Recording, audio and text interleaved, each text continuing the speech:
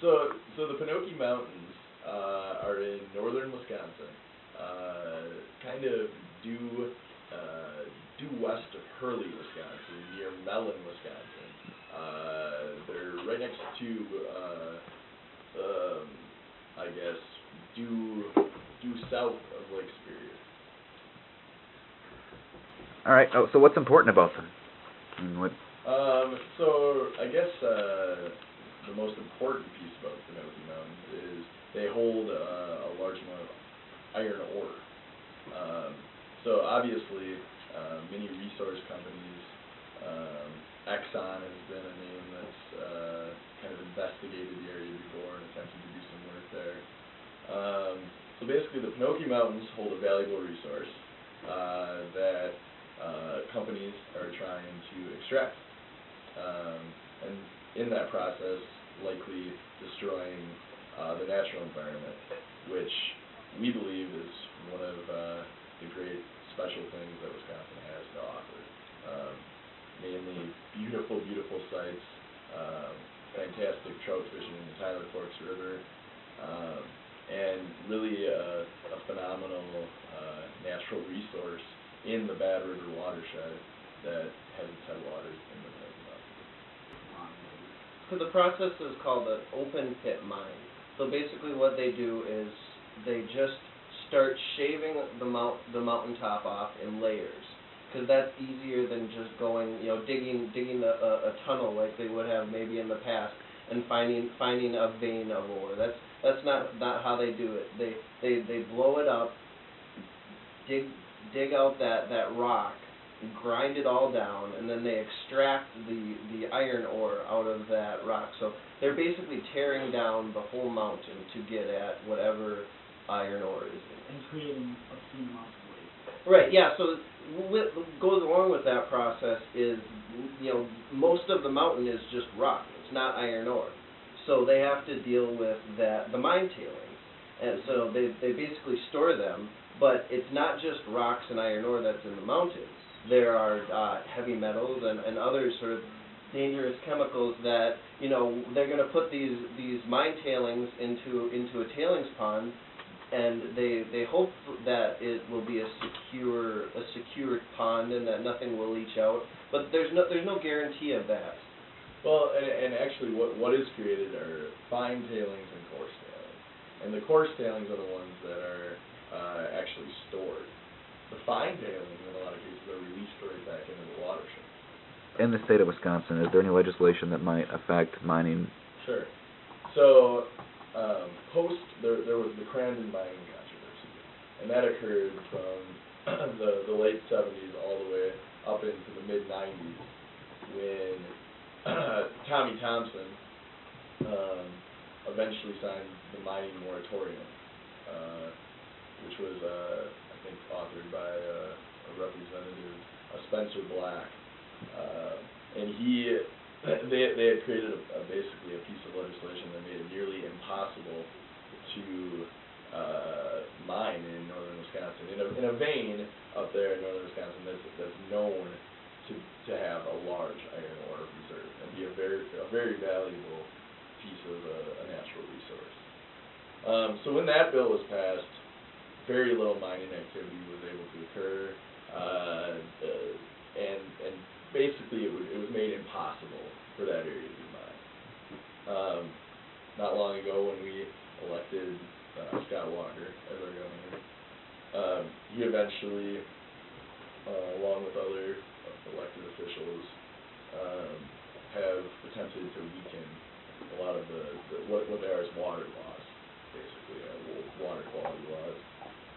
And in effect, opening up the door for dangerous mining again in northern Wisconsin. And the area that we're dealing with is the Penokee Mountains, by metal.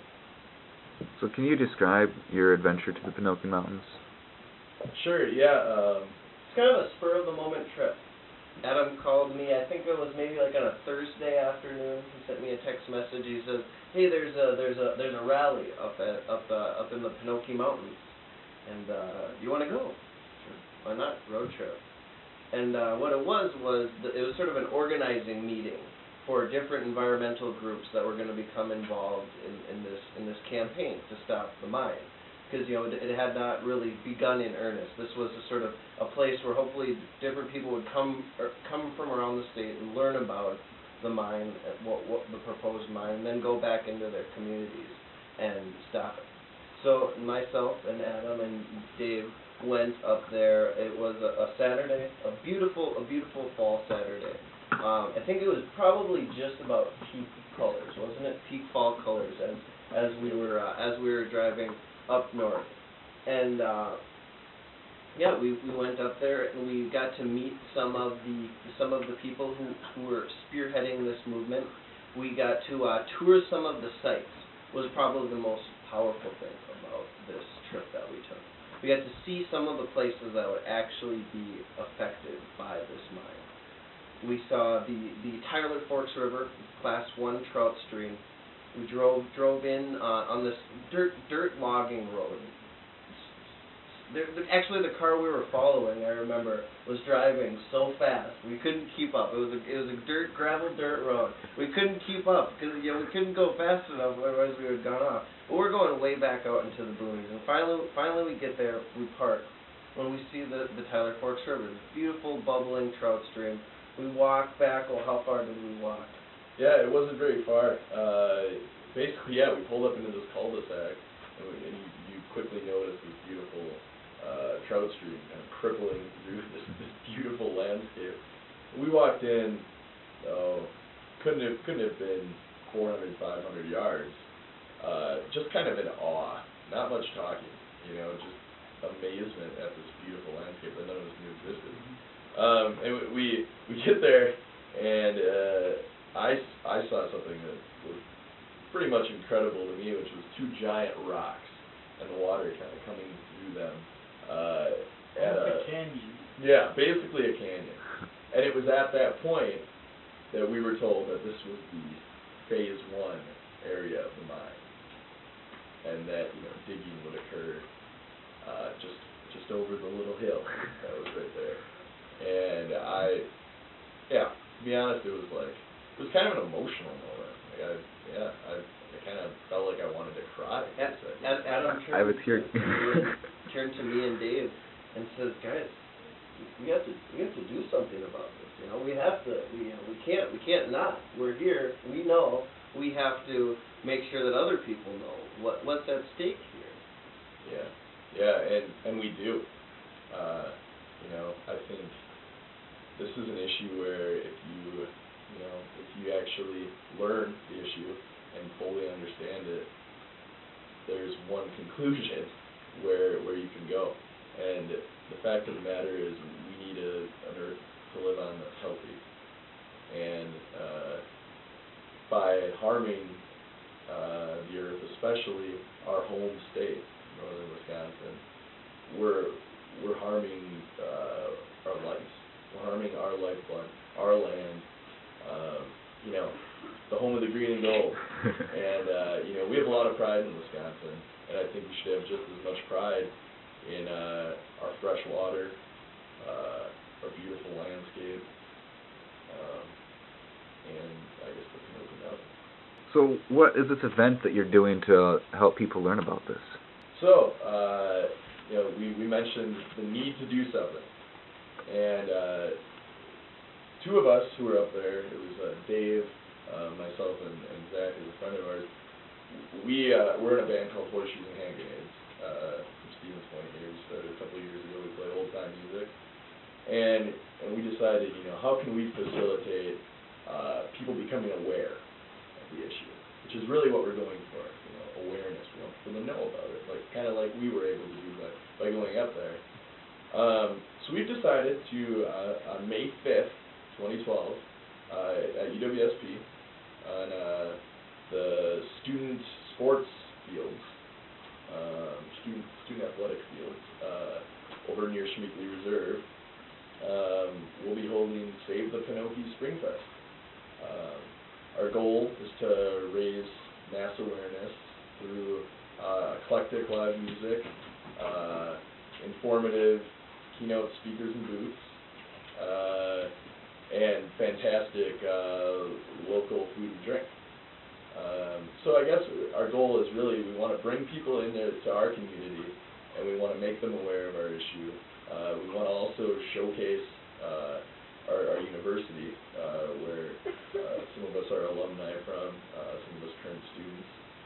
We want to, showcase what we think is a leading university when it comes to natural resources, a leading university in regards to having technology on campus for students to have kind of a real ecosystem to learn in, which we have in Schmeekley Reserve here on campus.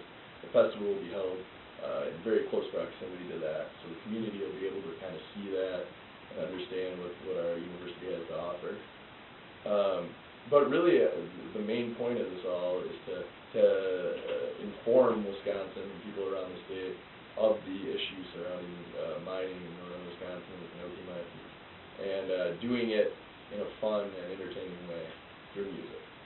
So right now we're working on booking bands, getting all the vendors, and really getting community involvement, student involvement. Eventually here there'll be press releases issued, posters all over the place, certainly a Facebook group, and we'll be looking for folks to help us spread the word. We really, as I've kind of been alluding to, want this thing to blow up. We want awareness. We want that field to be full, basically. We're going to be set up for it. We're expecting it, and we want it to be like that. We want to get the issue out there. So that people will certainly be able to get the details on it, and we're going to have some fantastic music live too. So.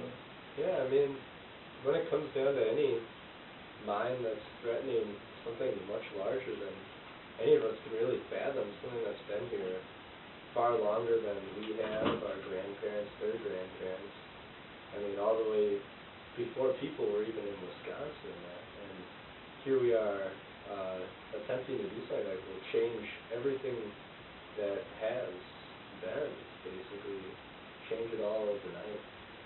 And when you're talking about a move that drastic and that quick, and without hesitation, and where it seems to have no absolute argument other than economic and human expenditure of resources that we seem not to count into our tables at the end of the day.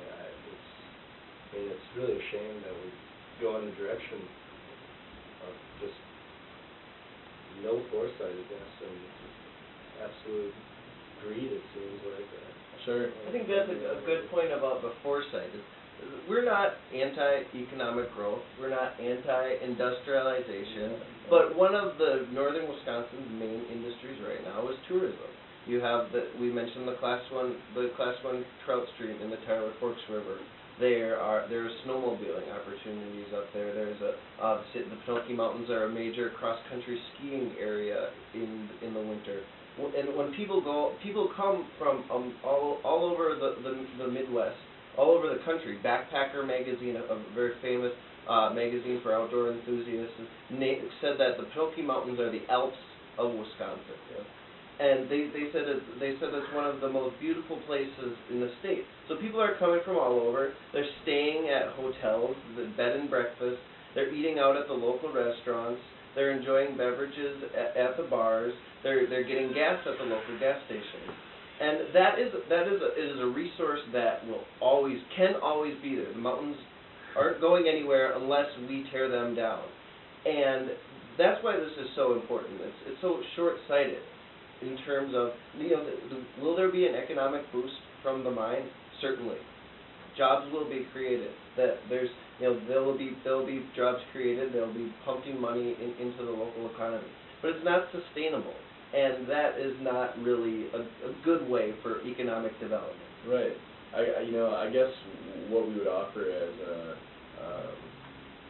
kind of maybe a better option would be furthering and promoting the recreation that's already there, the economic resource that we already have